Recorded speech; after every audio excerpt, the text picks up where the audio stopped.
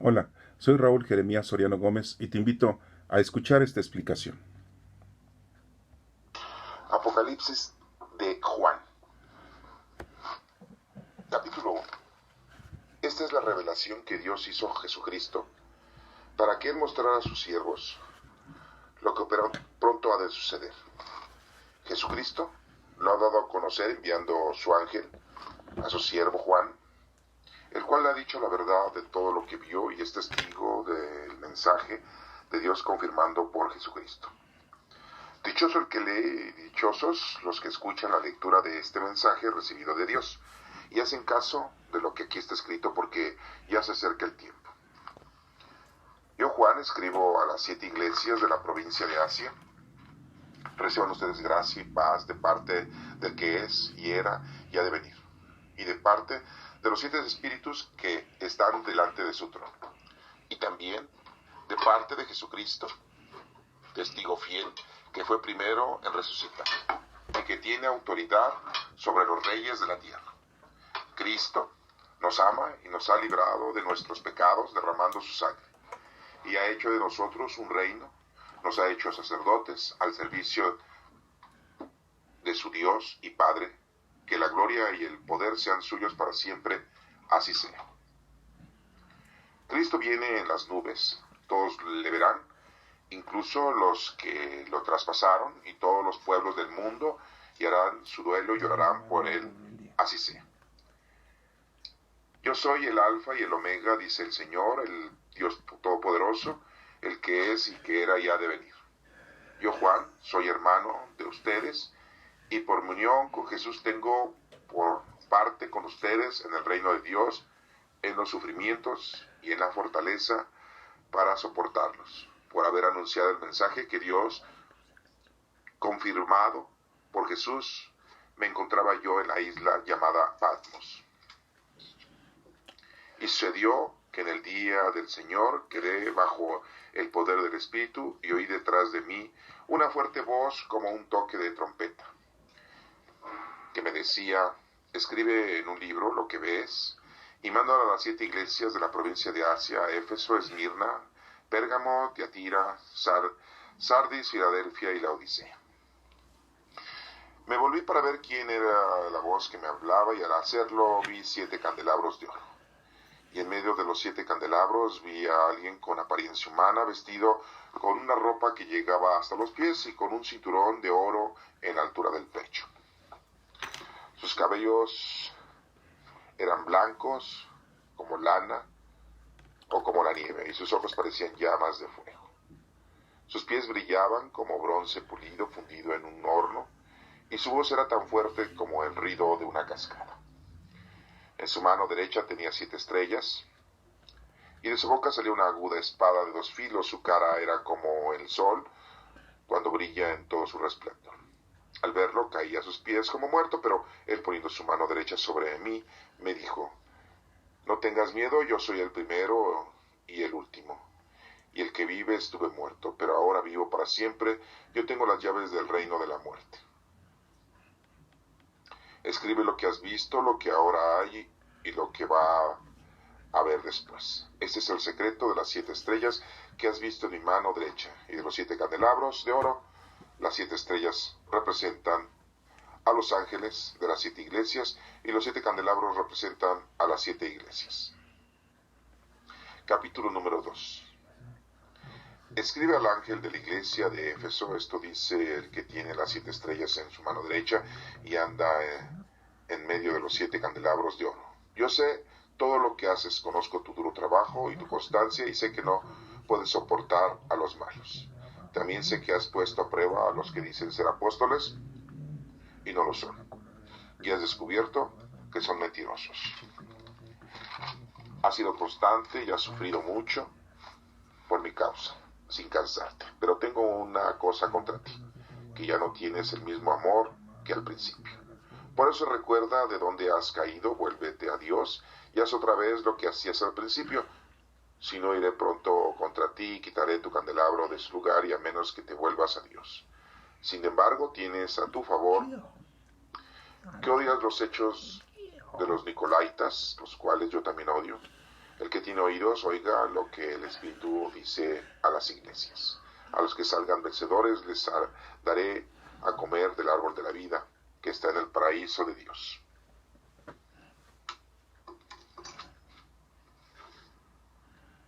Escribe también al ángel de la iglesia de Esmirna, esto dice el primero y el último, el que murió y ha vuelto a vivir. Yo conozco tus sufrimientos, tu pobreza, aunque en realidad eres rico, y sé lo mal que hablan de ti los que dicen judíos, pero no son otra cosa que una congregación de Satanás.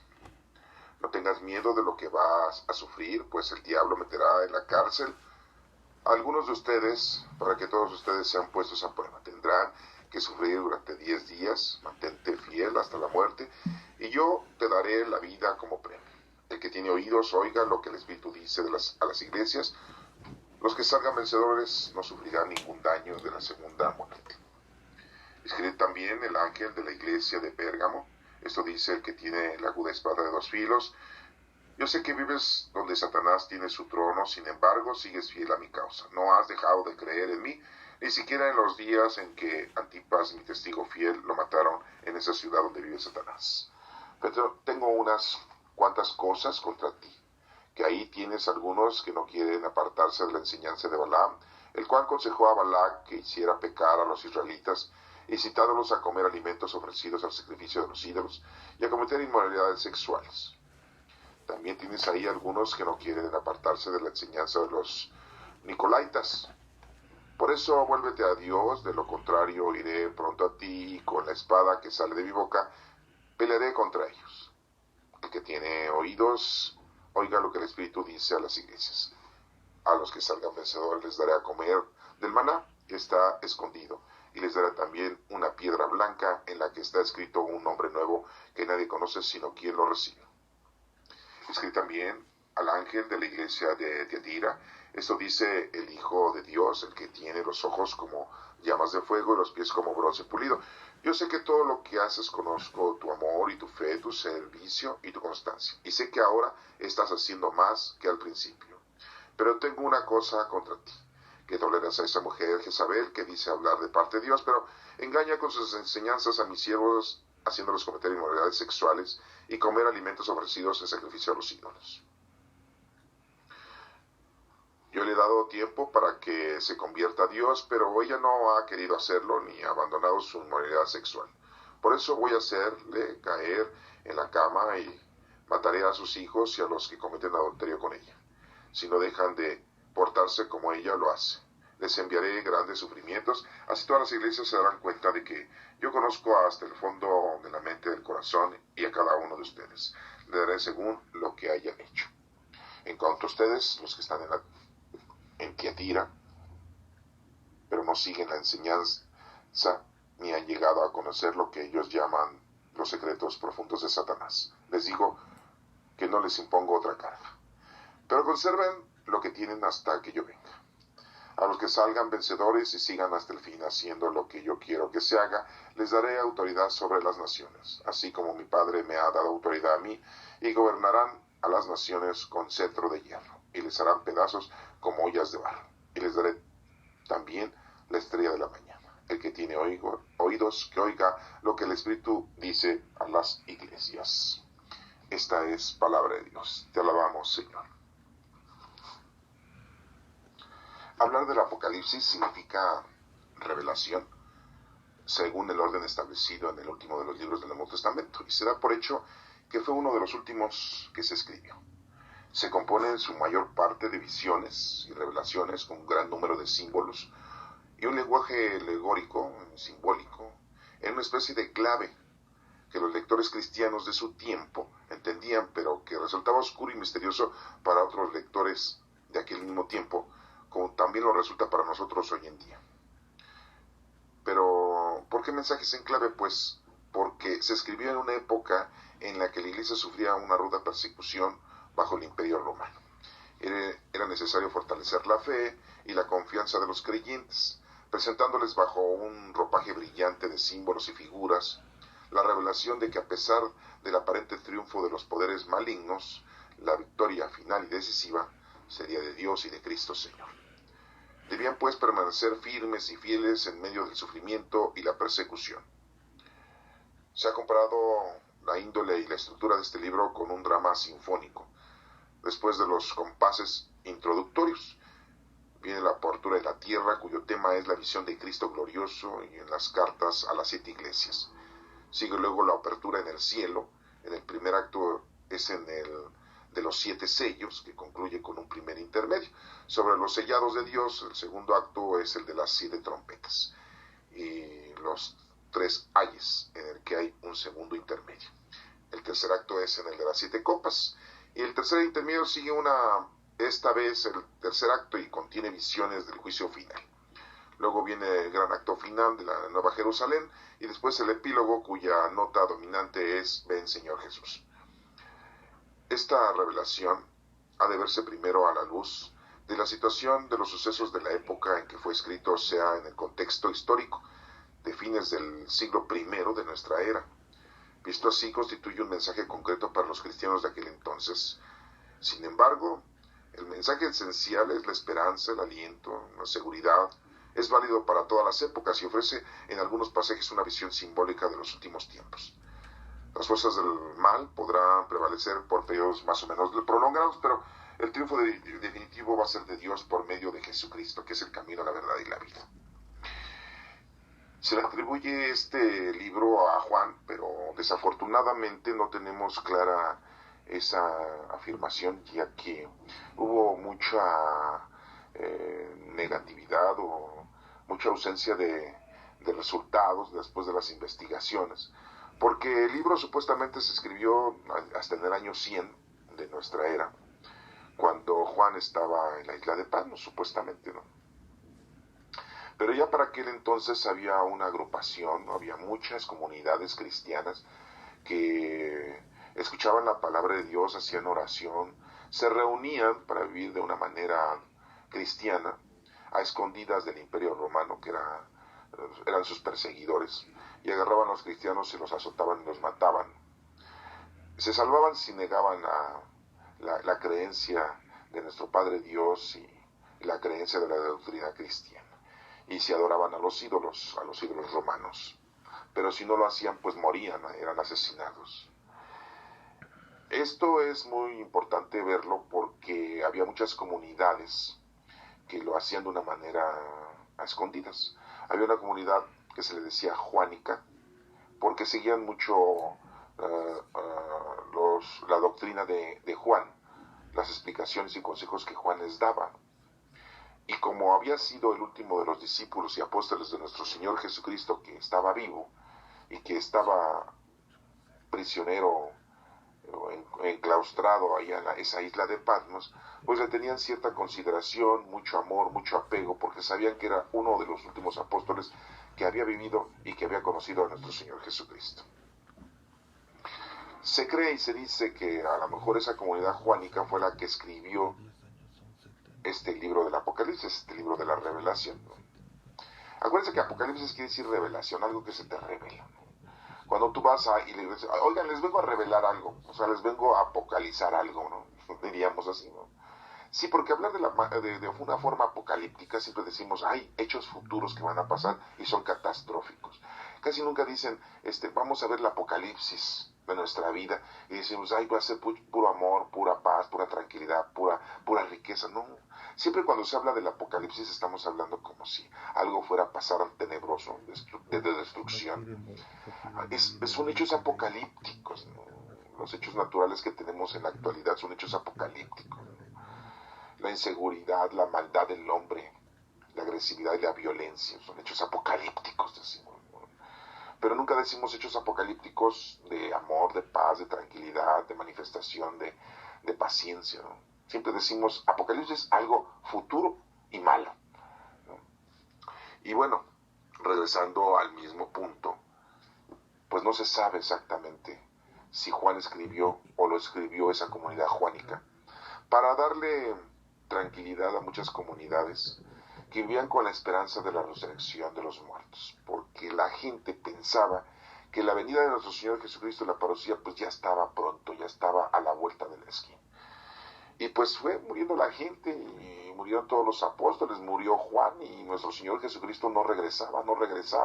yo creo que no encontraba boletos de avión para regresar, ¿verdad? Y estamos en el año 2018 y nuestro Señor Jesucristo no ha regresado, como dice la Sagrada Escritura. Galileos, ¿qué están viendo? Así como lo han visto a este hombre, así va a regresar. Fue la ascensión de nuestro Señor Jesucristo.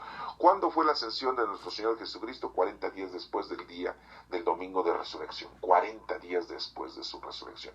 Todavía estuvo 40 días presentándoselos a sus discípulos en cuerpo y alma. Y comió con ellos. Es algo difícil de poderlo entender científicamente porque ya un cuerpo humano, pues si ya ha muerto, pues ya no tiene actividad en su intestino, en su estómago, en su boca, en su aparato digestivo, como lo decimos ahora en la actualidad, ¿verdad? Ya en su cuerpo, pues ese estaría inerte. Y bueno, pues nuestro Señor Jesucristo estaba totalmente vivo. Pero, pues se desaparecía nuestro Señor Jesucristo. Sí, andaba caminando, se sentaba, hablaba, todo, oía, veía y todo, pero se desaparecía. No nos dice, esta noche pernoctó, ¿verdad? Esta otra noche se fue a visitar a su madre, esta otra noche fue a visitar a los de Samaria. No nos dice nada de eso en esos 40 días, nada más nos menciona algunos pasajes bíblicos en donde se les presenta a sus discípulos.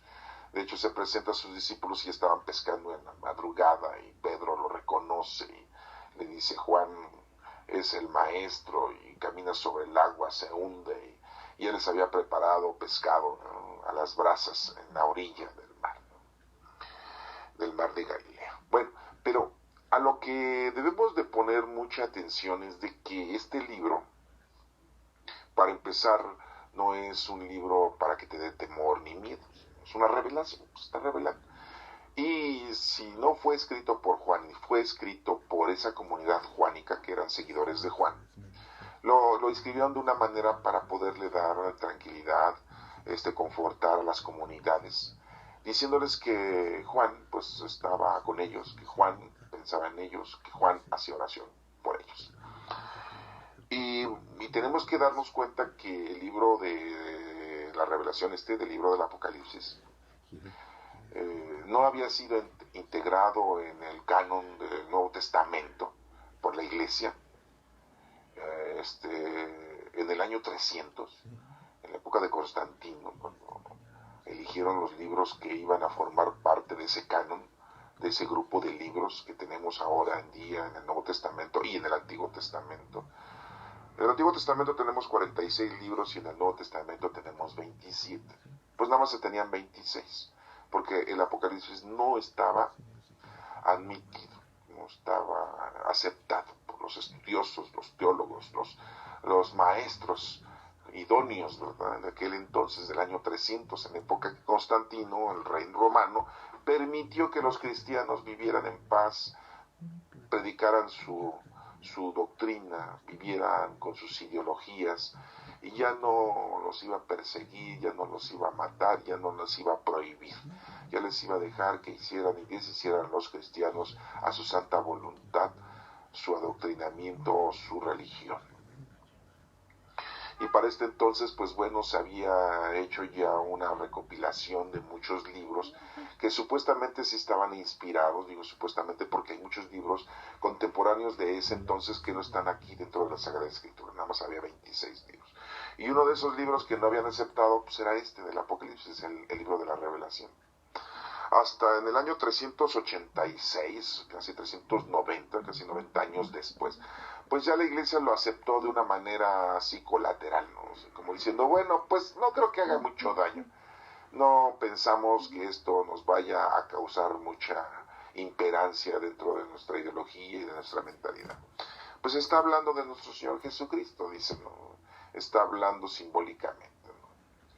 Pero es muy curioso porque supuestamente en aquel entonces, cuando fue escrito este libro, pues lógico, como lo acabamos de mencionar ahorita, pues se escribió de esta manera, en una forma simbólica, para que la gente que no creía, que no estaba adoctrinada, pues no entendiera las cosas de qué se está hablando.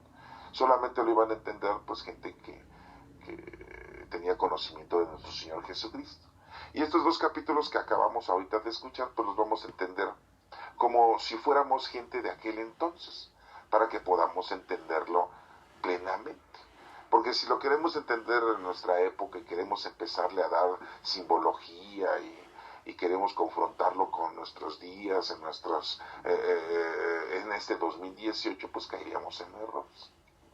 O queremos ya darle una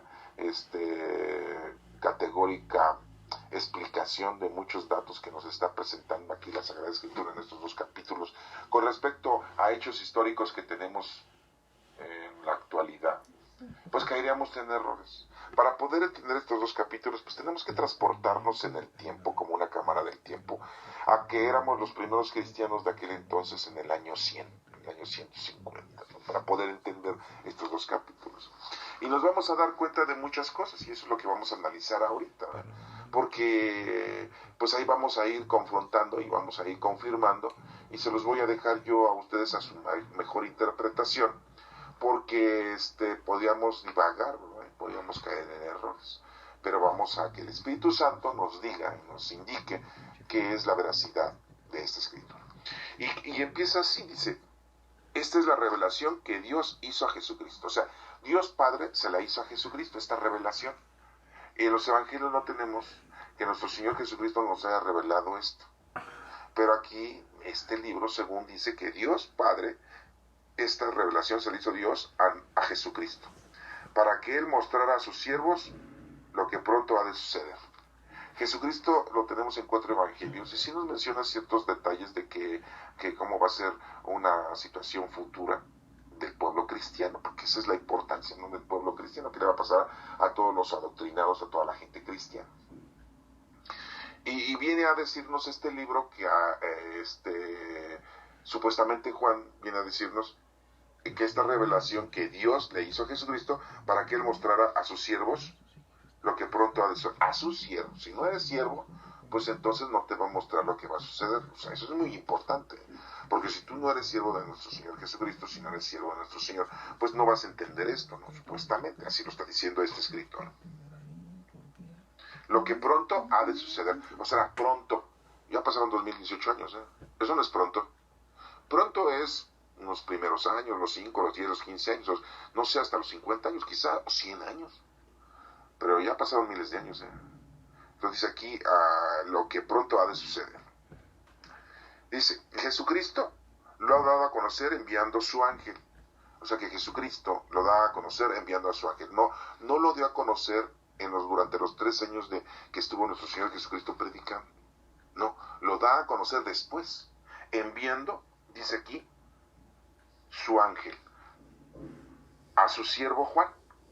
O sea, no está hablando Juan, está hablando otra persona que está explicando que Jesucristo lo ha dado a conocer este mensaje enviando a su ángel a su siervo Juan. Porque entonces nos damos cuenta que esto no lo escribió Juan. Desde aquí nos damos cuenta de que Juan no escribió esto, porque alguien lo está narrando. Si hubiese sido Juan el que escribe, hubiera dicho: Jesucristo lo ha dado a conocer enviando a su ángel a su siervo, yo Juan, lo hubiera afirmado, y no lo dice así. Entonces ahí nos damos cuenta que exactamente este libro del Apocalipsis no fue escrito de puño y letra de Juan, o alguien lo escribió por orden de él. Podríamos pensarlo, ¿no? Sí, pues vamos a poner en la mesa todas las probabilidades, ¿no? Voy a volverlo a repetir para que lo tengan ustedes con más claridad. Esta es la revelación que Dios hizo a Jesucristo para que Él mostrara a sus siervos lo que pronto ha de suceder. Jesucristo lo ha dado a conocer enviando su ángel a su siervo Juan. Ese es el versículo 1.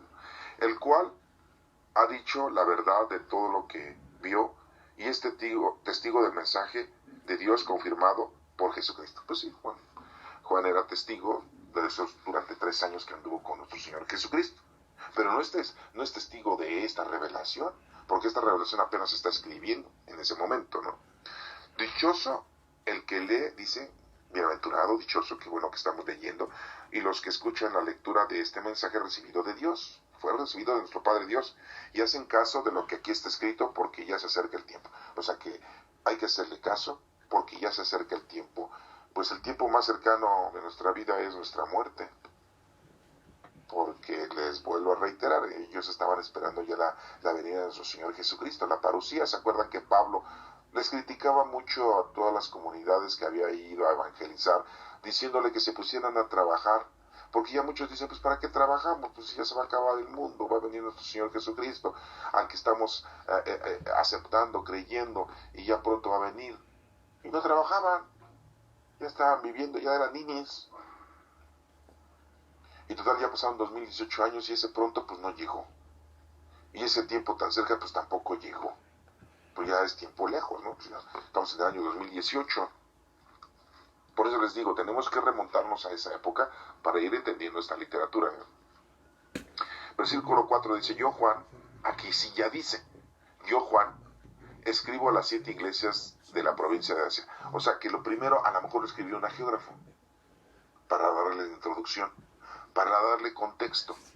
Y a lo mejor este escrito, esto que sigue aquí, sí fue escrito por Juan, pero le anexaron esta introducción del versículo 1, 2 y 3, para darle una notoriedad, una forma escrita de mejor calidad.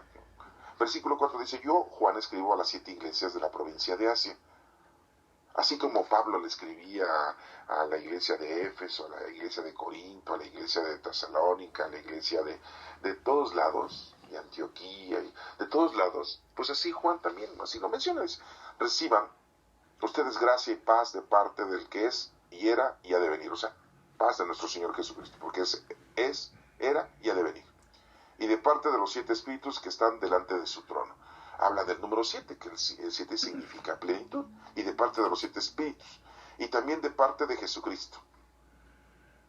¿Por qué hablará de los 7 espíritus? Pues son los 7 espíritus, por decirlo así, de las 7 iglesias. Porque en cada iglesia está el Espíritu Santo, ¿no? Acuérdate que muchos son los dones, o muy diferentes son los dones, pero un solo es el Espíritu.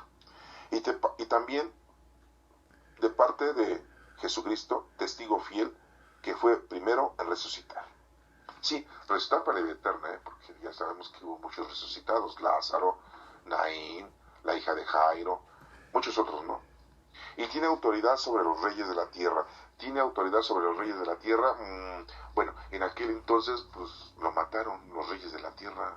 Bueno, lo mandó a matar el Sanedrín, pero ejecutó la orden Pilato por miedo de que le fueran a quitar la gobernatura de Judea, de Jerusalén, de parte del César de aquel entonces.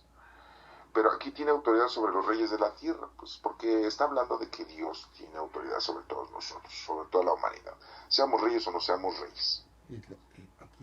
Cristo nos ama, bueno, sí, y nos ha librado de nuestros pecados, sí, en la cruz, derramando su sangre, sí, porque murió en la cruz, a eso vino, ¿verdad? Y ha hecho de nosotros un reino, sí, ha hecho de nosotros un reino porque ya dentro de nosotros vive el Espíritu Santo.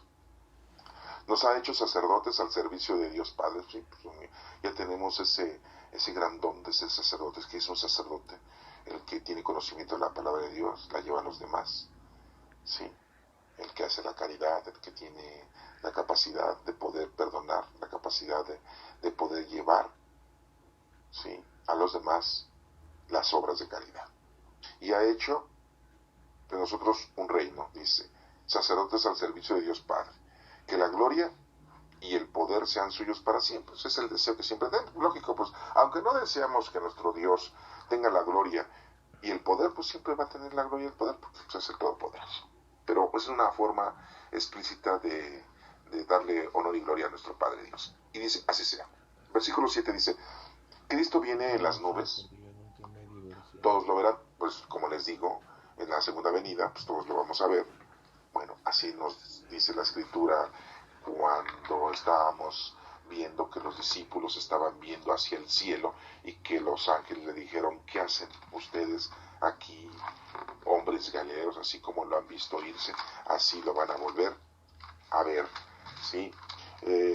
Miren, está en los Hechos de los Apóstoles, capítulo 1, versículo 6, dice, los que estaban reunidos con Jesús le preguntaron, Señor, ¿vas a restablecer este momento el reino de Israel? Jesús les contestó, no les toca a ustedes saber en qué día o en qué ocasión hará el Padre las cosas que solamente tiene la autoridad para hacer. Pero cuando el Espíritu Santo venga sobre ustedes, recibirán el poder y saldrán a dar testimonio de mí en Jerusalén, en toda la región de Judea, en Samaria y hasta las partes más lejanas de la tierra. Dicho esto, mientras ellos lo estaban mirando, Jesús fue llevado en una nube, lo envolvió y no lo volvieron a ver. Mientras miraban cómo subía Jesús al cielo, dos hombres vestidos de blanco se le aparecieron junto a ellos y le dijeron: Galileos, ¿por qué se han quedado mirando al cielo? Este mismo Jesús que estuvo entre ustedes y que ha sido llevado al cielo vendrá otra vez de la misma manera que lo han visto irse allá. Ese es el capítulo 1 de los Hechos de los Apóstoles, versículo 6 al número 11. Ahí está muy claro, ¿no? Cristo viene en las nubes, dice el versículo 7 de este primer capítulo del Apocalipsis, ¿no? Pues así como lo vieron los galileos, así va a regresar. Y todos lo verán, incluso los que lo traspasarán, o sea, incluso toda la gente mala, ¿no? Y todos los pueblos del mundo, ¿sí? Porque cuando venga, viene para todos. Harán duelo y llorarán por él, así sea. Sí, pues tenemos que hacer duelo. Dice: yo soy el alfa y el omega, dice el Señor, el Dios Todopoderoso, el que es, el que era y ha de venir. Pues sí, son la primera y la última letra del alfabeto griego, ¿no? Alfa y omega. O sea, Dios es el principio y el fin, o sea, es el Todopoderoso. Así lo menciona. Entonces es una explicación de que nuestro Padre Dios es el Todopoderoso. Hasta aquí lo hemos entendido. Versículo número 9. Yo, Juan, vuelve a decir Juan, yo Juan soy hermano de ustedes, pues sí, hermano no de sangre, sino hermano en la doctrina de Cristo. Y por unión con Jesús, tengo parte con ustedes en el reino de Dios. Todo el que estemos unidos a nuestro Señor Jesucristo, pues tendremos esa grandeza de recibir el reino de Dios. Sí, recibimos, acuérdense que cuando somos bautizados, somos herederos de la gloria. Con ustedes en el reino de Dios, en los sufrimientos y en la fortaleza para soportarlos, por haber anunciado el mensaje de Dios confirmado por Jesús. Por haber anunciado el mensaje, tenemos que llevar el conocimiento a todas las personas que conozcan amen y sirvan a Dios. Por eso Jesús me encontraba yo en la isla llamada Patmos, o sea, se encontraba. No dice, me encuentro yo. Entonces, ¿fue escrito esto en la isla de Patmos o no fue escrito en la isla de Patmos? ¿Se dan cuenta cómo lo dice aquí? Supuestamente aquí lo está diciendo Juan, ¿eh? Lo escribió Juan, dice: yo, Juan, soy hermano de ustedes y por unión con Jesús tengo parte con ustedes en el reino de Dios, en los sufrimientos y en la fortaleza para soportarlos, por haber anunciado el mensaje de Dios confirmado por Jesús. Me encontraba yo en la isla de Patmos, llamada Patmos, me encontraba. Entonces no lo escribió en la isla de Patmos, porque al menos esto, porque dice, me encontraba yo, hubiera dicho, me encuentro yo en la isla de Patmos. Versículo 10. Y sucedió que en el día del Señor quedé bajo el poder del Espíritu Santo. ¿Cuál es el día del Señor? El sábado. Es el día del Señor, porque los judíos, Juan era judío, y respetan el sábado. Se respetó el sábado, y por eso dice: sucedió que en el día del Señor quedé bajo el poder del Espíritu y oí detrás de mí una fuerte voz, como un toque de trompeta. Dice que quedó bajo el poder del Espíritu. Pues ya tenía el Espíritu Santo. ¿Cuándo recibió el Espíritu Santo Juan? Pues en Pentecostés, 50 días después de la resurrección de nuestro Señor Jesucristo. Entonces, ¿por qué dice Juan aquí? Y sucedió que en el día del Señor quedé bajo el poder del Espíritu Santo. Si el Espíritu Santo estaba en él. ¿Se dan cuenta de la contradicción? Entonces nos damos cuenta, una vez más, que esto no lo escribió él. Lo está escribiendo alguien y quiere aseverar algo de una manera contradictoria. Porque aquí debió haber dicho: y sucedió que en el día del Señor, teniendo yo el Espíritu Santo, o teniendo yo el poder del Espíritu Santo, escuché una voz fuerte. Dice, no, quedé bajo el poder, pues ya lo tenía. Pero quien lo está escribiendo dice, vamos a decir que Juan quedó bajo el poder, que lo movió el Espíritu Santo, pues ya lo tenía. Entonces esta persona que escribió no se dio cuenta que en Pentecostés ya todos tenían el Espíritu Santo, y principalmente los apóstoles. Cayeron como lenguas de fuego. ¿Se acuerdan de eso? Ustedes ya lo han leído ahí en los Hechos de los Apóstoles. ¿Sí? Capítulo 2 de los Hechos de los Apóstoles dice: cuando llegó la fiesta de Pentecostés, Todos los creyentes que se encontraban reunidos en un mismo lugar, de repente un gran ruido que venía del cielo como de viento fuerte resonó en toda la casa donde ellos estaban. Y se les aparecieron lenguas como de fuego repartidas sobre cada uno de ellos, y todos quedaron llenos del Espíritu Santo y comenzaron a hablar de otras lenguas según el Espíritu hacía que hablaran. Todos quedaron llenos del Espíritu. Y ahí estaba Juan. Entonces, como es que aquí dice que en ese momento, bajo el poder del Espíritu Santo, quedó, dice aquí, y sucedió que en el día del Señor quedé bajo el poder del Espíritu Santo. Pues ya no tenía. Entonces se dan cuenta cómo lo quieren reafirmar personas que escribieron esto que no sabían que ya Juan sí tenía el Espíritu Santo desde Pentecostés. Por eso nos damos cuenta entonces, y por eso los teólogos estudiosos dicen que esto fue escrito por la comunidad juánica, no exactamente por Juan, pero que se lo acreditaron a él para que pues lo tomaran más en cuenta y para que este libro tuviera más realce y las comunidades de aquel entonces pues se sintieran confortadas, con paz y con tranquilidad. Oí detrás de mí una fuerte voz como un toque de trompeta, ¿no? O sea, una voz muy fuerte, ¿no? Sí. Que me decía, escribe en un libro lo que ves y manda a las 7 iglesias de la provincia de Asia, así como, y nos menciona Éfeso, Esmirna, Pérgamo, Tiatira, Sardis, Filadelfia, no nos menciona Tesalónica, ni Colosa, ni Antioquía, no, nos menciona estas iglesias que no nos menciona Pablo que le haya escrito, ¿eh? Son otras comunidades, ¿no? Escríbeles a ellos.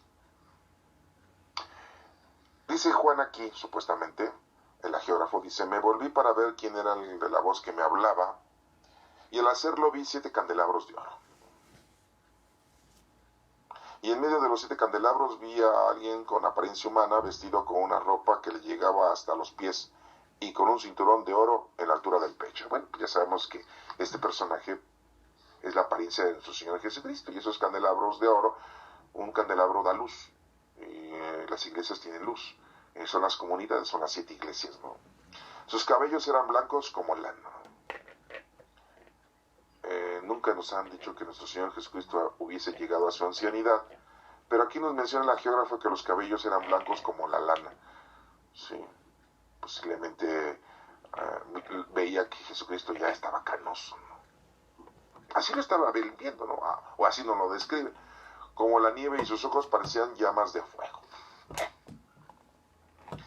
Sus pies brillaban como bronce pulido, fundido en un horno, y su voz era tan fuerte como el ruido de una cascada. Antes no dijo, su voz era tan fuerte como la bocina de una Sony, ¿no? A todo volumen, ¿verdad? Sí, porque pues, yo creo que es más fuerte eso en la actualidad, pero en aquel entonces pues, la cascada, ¿no? Le da el toque así pintoresco a la cascada. En su mano derecha tenía 7 estrellas, en la mano derecha, y de su boca salía una aguda espada de 2 filos. Sí. Su cara era como el sol cuando brilla y todo su resplandor. Pues está hablando de nuestro Señor Jesucristo. Sí, las estrellas que tenía en su mano derecha, pues es las obras de cada una de las iglesias. Y su espada en la boca, pues es la palabra de nuestro Señor Jesucristo que nos predicó durante tres años aquí en la vida. Al verlo, dice Juan, dice el geógrafo, caía a sus pies como muerto. Pero él poniendo su mano derecha sobre mí, o sea, la que tenía las 7 estrellas la puso sobre la cabeza de Juan. No tengas miedo, yo soy el primero y el último, o sea, Dios. Ya no es Jesucristo el Salvador, es Dios Hijo, ya no, es el Dios Todopoderoso, Dios Hijo. ¿Sí? El que vive estuve muerto, pero ahora vivo para siempre.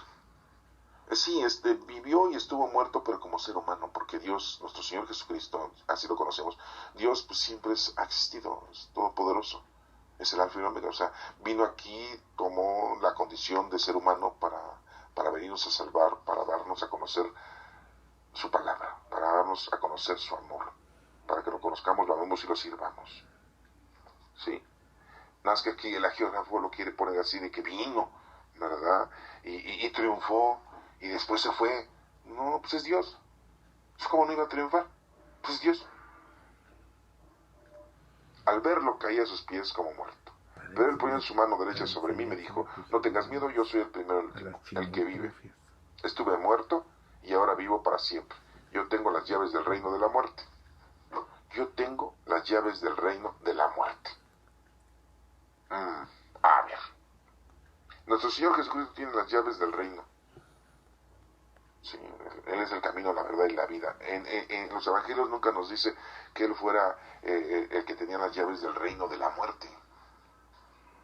Pero aquí les quiere dar el geógrafo temor a la gente que si no conoce, ama y sirve a Dios, pues van a morir. Porque Jesucristo les va a decir, yo tengo las llaves de la muerte y a ver, a ti te toca la muerte, a ti también te toca la muerte. Entonces es una manera evangelizadora de este geógrafo de infundarles o sembrarles miedo a las personas, ¿sí? De decirles Jesucristo tiene el poder de la muerte.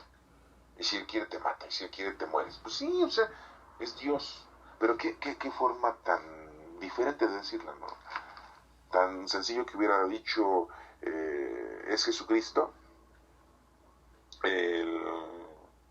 nuestro Señor Jesucristo es el que tiene las llaves de la vida y de la muerte, ¿no? Pero no, aquí nada más dice las llaves del reino de la muerte, como si la muerte fuera un reino. No es un reino. El reino es en donde se reina para siempre la vida eterna. Escribe lo que has visto, lo que hay y lo que va a haber después. Pues ya lo había escrito en el Evangelio. ¿Y qué había visto Juan? Una de las cosas que vio que nunca se escribió fue la transfiguración.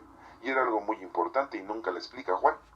Pero como este geógrafo aquí no lo sabe, y como este geógrafo pues no es exactamente Juan, es uno de la comunidad juánica, pues por eso lo habla de esa manera tergiversada, difícil de entender. Por eso dice, escribe lo que has visto. Debió haber escrito lo de la transfiguración y no lo escribió, no lo menciona Juan en su evangelio, ni tampoco en sus 3 cartas, ni tampoco aquí en el Apocalipsis, pero así viene a escribir aquí otras cosas, ¿no? ¿Qué era más importante, la transfiguración o esto? ¿Qué era más importante, lo que nos dice en el evangelio o esto? Pues lo que dice en el evangelio, lo que dice la transfiguración, y no esto. Escribe lo que has visto, lo que ahora hay y lo que va a haber después. A ver, porque supuestamente Dios le está revelando a Jesucristo, así dice el versículo 1. Y Jesucristo se lo da a conocer a Juan. A ver, vamos a ver qué es. Este es el secreto de las 7 estrellas que has visto en mi mano derecha, y de los 7 candelabros de oro. Las 7 estrellas representan a los ángeles de las 7 iglesias. Las 7 estrellas son los ángeles. O sea que cada comunidad tiene un ángel. Nosotros sabemos en la actualidad que todos tenemos un ángel de la guarda que nos cuida, nos atiende, está con nosotros para todas las situaciones que tengamos. Es el ángel de la guarda. Conocemos a los arcángeles. Hemos estudiado que hay 9 tronos. Y bueno, aquí menciona que hay un ángel en cada iglesia, ¿no? Que es una forma bonita de inventar de que en cada iglesia hay un ángel que la cuida, ¿no? La iglesia somos nosotros. Pero si hay un grupo de personas, nada más hay un ángel cuidando a ellos, ¿no? Entonces, aquí vemos que Éfeso tenía un ángel, Esmirna tenía un ángel, Pérgamo tenía un ángel, Tiatira tenía un ángel, la iglesia de Sardes tenía un ángel, la iglesia de Filadelfia tenía un ángel, y la iglesia de la Odisea tenía un ángel, ¿no? Son las 7 estrellas que tenía en la mano derecha, según el geógrafo que tenía, ¿no? Sí, pues, así lo quiere dar a entender, ¿no? Y los 7 candelabros representan las 7 iglesias, que acabamos de denunciarnos. Son las 7 iglesias, que ya las mencionamos cuáles son, y están siendo vigiladas y están siendo ayudadas por nuestro Padre Dios. Según aquí el geógrafo, por un ángel que Dios les está mandando a cada una de las iglesias para que tengan paz, tranquilidad, para que Dios les dé fuerza y voluntad. Siendo que pues todas esas iglesias pues tenían al Espíritu Santo también. ¿Qué es más importante tener en nuestra vida? ¿Al ángel o al Espíritu Santo? Bueno, pues podríamos decir que el Espíritu Santo, ¿no? Y no vamos a renunciar a nuestro ángel, ¿no? Pues ahí lo tenemos. Bueno, ¿se dan cuenta? Hasta aquí vamos entendiendo las fraseadas de esta escritura. Bueno, en el capítulo 2 dice, escribe al ángel de la iglesia de Éfeso, a la primera iglesia. Esto dice el que tiene las 7 estrellas en su mano, o sea, nuestro Señor Jesucristo, y anda en medio de los 7 candelabros de oro. Sí, ando en todas las iglesias. Dios siempre está en todos nosotros. Yo sé todo lo que haces, conozco todo tu duro trabajo y tu constancia, y sé que no puedes soportar a los malos. También sé que has puesto a prueba a los que dicen ser apóstoles y no lo son, y has descubierto que son unos mentirosos. Has sido constante y has sufrido mucho por mi causa sin cansarte. Pero tengo una cosa contra ti, que ya no tienes el mismo amor que al principio. Y le dice a esa iglesia de Éfeso, ¿no? Al principio mucho amor, mucho así, pues, como llamaradas de petate, ¿verdad? Así pasa con nosotros. Al principio conocemos a Dios, y hay mucho, y vamos a misa y confesamos y como... Y después como que pasa el tiempo y como que lo vemos de una manera así. Y ya la gente reza el rosario como si estuviera rezando, no sé, ya ni le pone atención, ¿verdad? Van a misa y se duermen, ya no saben ni cómo confesarse ni cómo comulgar, ¿verdad? Ya no le hacen caso a las cosas. Entonces le pasa a toda la gente. Y aquí Juan, o el geógrafo, le está diciendo lo que Dios quiere que entienda esa gente para que se comporte bien, para que recapacite y no vuelva a caer en eso. Por eso dice, pero tengo una cosa contra ti, que ya no tienes el mismo amor que al principio. Por eso recuerda de dónde has caído. Vuélvete a Dios y haz otra vez lo que hacías al principio. Si no eres pronto contra ti, quitaré tu candelabro de su lugar, a menos que te vuelvas a Dios. Está pidiendo pues que sean perseverantes, que no cambien.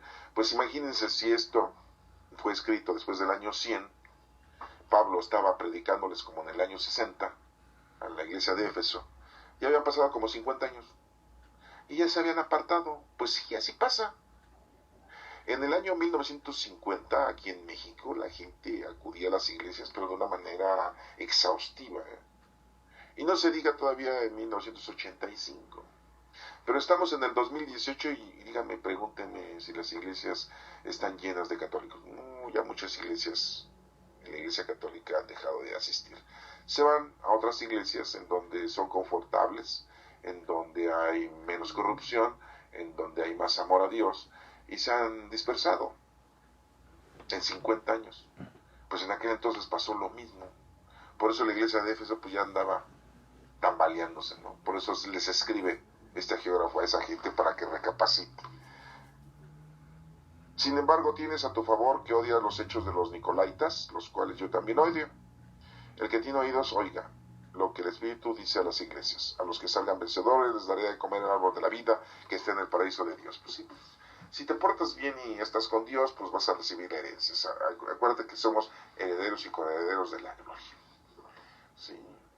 Y el único es el camino, la verdad, la vida, nuestro Señor Jesucristo. Si estamos con Él, unidos a Él, pues nada nos va a faltar. Es lo que termina diciendo siempre esta geógrafo, ¿verdad? Y vamos con la otra, dice, escribe también el ángel de la iglesia de Esmirna. Esto dice el primero y el último, o sea, Jesucristo, el que murió y ha vuelto a vivir. Le dice lo mismo, yo conozco tus sufrimientos, tu pobreza, aunque en realidad eres rico. Y sé lo mal que hablan de ti, los que se dicen judíos, pero que no son otra cosa que una congregación de Satanás, así dicen. No tengas miedo de lo que vas a sufrir, pues el diablo meterá en la cárcel a algunos de ustedes, para que todos ustedes sean puestos a prueba y tendrán que sufrir durante 10 días. Mantente fiel hasta la muerte y yo te daré la vida como premio. Pues sí, es lo que les pedía a la iglesia primitiva.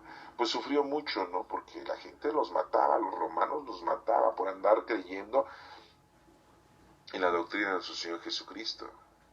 Y muchos judíos también estaban envueltos en eso. Acuérdense, el Sanedrín, pues fueron los primeros que condenaron a nuestro Señor Jesucristo. Y sé lo mal que hablan de ti los que se dicen judíos. En la iglesia de Esmirna, ¿no? El que tiene oídos que oiga, que el Espíritu dice a las iglesias, los que salgan vencedores no sufrirán ningún daño de la segunda muerte. Vuelve a decirnos, estamos con Cristo, con Dios. Nos irá bien, estaremos bien. Si estamos bien con Dios, pues siempre tenemos que hacer vestir sustento y seremos felices. Conozcamos, amemos y sirvamos a Dios. Llevemos el conocimiento de este mensaje a los demás. Y nos dice ahora el mensaje a Pérgamo. Escribe también al ángel de la iglesia de Pérgamo. O sea, como si le estuvieran escribiendo al ángel.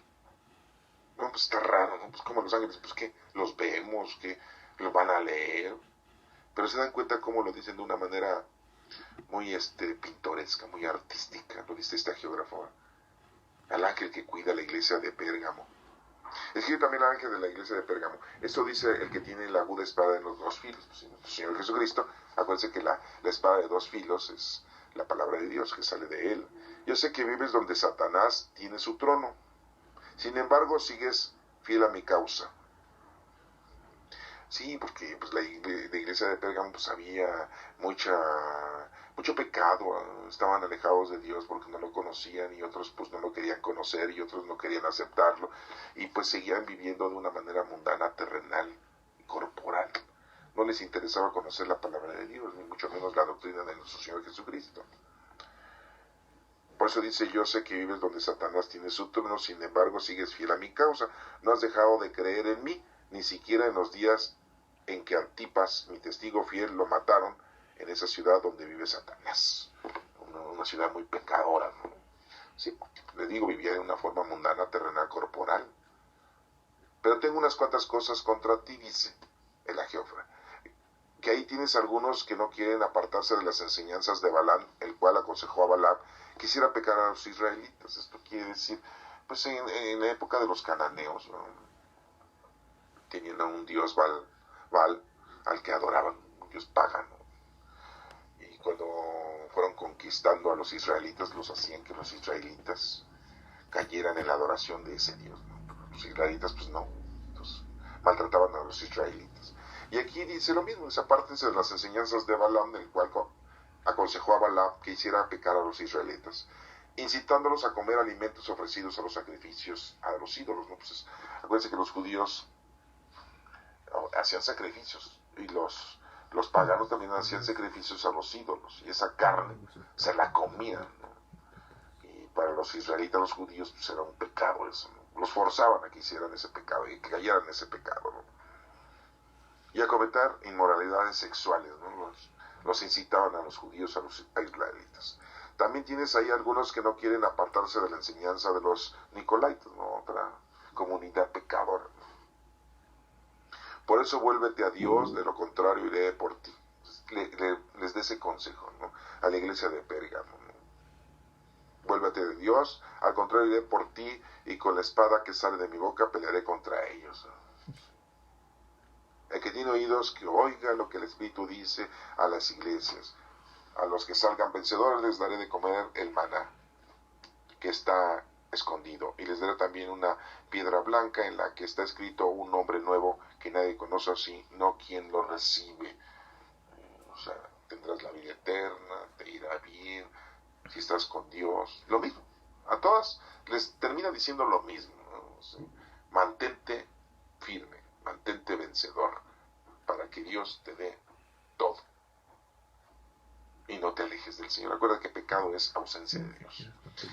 Ahora le dice el mensaje a Tiatira, ¿sí? La cuarta iglesia, ¿no? Escribe también al ángel de la iglesia de Tiatira, esto dice el Hijo de Dios, o sea Jesucristo, el que tiene ojos como llamas de fuego y los pies como bronce pulido, así lo dice el agiógrafo, que así lo vio él, ¿no? Yo sé todo lo que haces, conozco tu amor, tu fe, tu servicio, o sea, esa iglesia, ¿no? Yo conozco todo lo que haces, tu amor, tu fe, tu servicio, tu constancia, y sé que ahora estás haciendo más que al principio, pero tengo una cosa contra ti, o sea, a todos les dices, están bien, pero hay unas cosas malas, entonces hay que corregirlas, ¿no? ¿Se dan cuenta su pedagogía, su formato de este agiógrafo?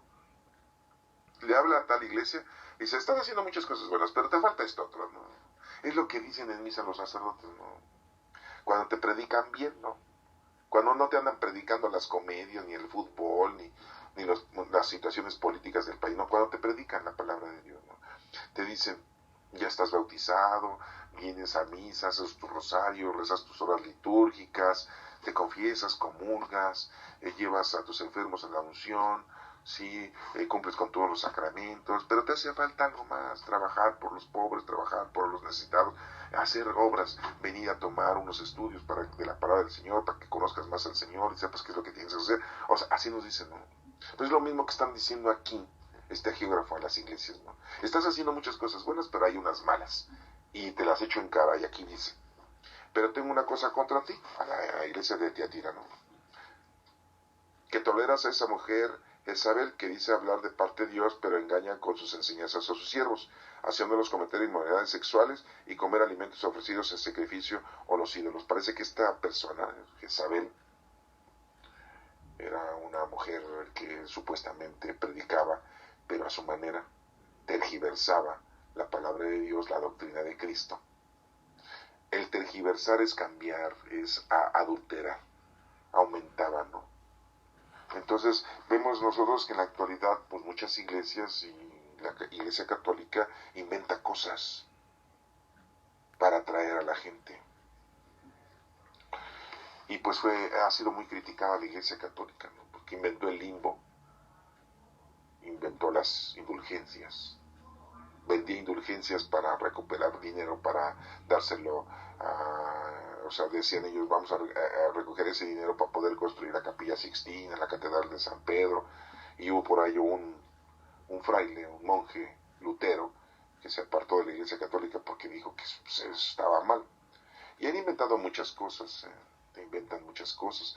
Ahí está, te inventan las festividades en donde les dejan mucho dinero, la festividad de Nuestra Santísima Madre el 12 de diciembre, la festividad de San Judas Tadeo el día 28 de cada mes, o el día 28 de octubre, que es el principal. Ahí va toda la gente a todas las iglesias de Judas a dejar su limosna y escuchar misa supuestamente, pero los sacerdotes, en vez de decirles la verdad no, pues venga a nuestro reino a recibir todo el dinero, inventan cosas. Pues esa Jezabel hizo lo mismo, ¿no? Tergiversaba, cambiaba las cosas para su provecho y hacía pecar a las gentes, diciéndoles cosas que estaban en contra de la palabra de Dios, ¿no? Que no estaban bien confortables. Yo le he dado tiempo para que se convierta, dice Dios, pero ella no ha querido hacerlo ni ha abandonado su inmoralidad sexual, ¿no? Quiere seguir en lo mismo. Por eso voy a hacerla caer en cama y mataré a sus hijos y a los que comen y cometen adulterio con ellos. Imagínense, se prostituían, ¿no? Si no dejan de portarse como ella lo hace, les enviaré grandes sufrimientos. Pues sí, o sea, si tú estás en pecado, si tú vives una vida desordenada, pues te va a empezar a ir mal. Pero si tú estás bien con Dios, estás unido a Dios, pues te va a dar casa, vestido y sustento, te va a dar felicidad, te va a dar paz, te va a dar tranquilidad. Digo, todos vamos a tener sufrimientos, todos vamos a tener enfermedades, todos vamos a tener dificultades, pero estamos con Dios, pues las cosas son pasajeras, van y vienen. No nos dejes caer en la tentación, decimos en el Padre Nuestro. Así todas las iglesias se darán cuenta de que yo conozco hasta el fondo de la mente y el corazón, y cada uno de ustedes le dará según lo que haya hecho. Dice la geógrafa. En cuanto a ustedes, los que están en Tiatira, pero no siguen esas enseñanzas ni han llegado a conocer lo que ellos llaman los secretos profundos de Satanás, les digo que no les impongo otra carga. Los que se están portando bien, no hay problema, pero conserven lo que tienen hasta que yo venga, dice. O sea, a mí siempre. Pero ellos ya estaban esperando, no, pues ya no tarda, ya mero. Como les digo, al principio pues pensaban que ya no pasaban de 5, 10 años, 15 años, y pues ya estamos en el 2018, ¿eh? A los que salgan vencedores les vuelvo a decir lo mismo, y sigan hasta el fin haciendo lo que yo quiero que hagan, les daré autoridad sobre las naciones. Así como mi Padre me ha dado autoridad a mí, gobernarán las naciones con cetro de hierro, y les harán pedazos como a ollas de barro. Y les daré también la estrella de la mañana. El que tiene oídos que oiga lo que el Espíritu dice a las iglesias. Entonces, pues bueno, nos está dando mensajes hasta este capítulo número 2. Hemos visto 4 iglesias a las que les habla este geógrafo, supuestamente Juan, pero como les digo, luego ya nos dimos cuenta que no es Juan el que escribe. En estos versículos nos hemos dado cuenta que hay ciertas equivocaciones, sin darse cuenta ellos, pues están haciéndonos ver que no es Juan el que escribe. Porque si fuera Juan no hablaría de otra manera y diría de otra forma las cosas. Estas 4 iglesias hasta ahorita en este capítulo 2 nos hemos dado cuenta de que les está invitando a que perseveren, a que sigan adelante y no caigan en el error y en la ausencia de Dios. Que Dios te bendiga.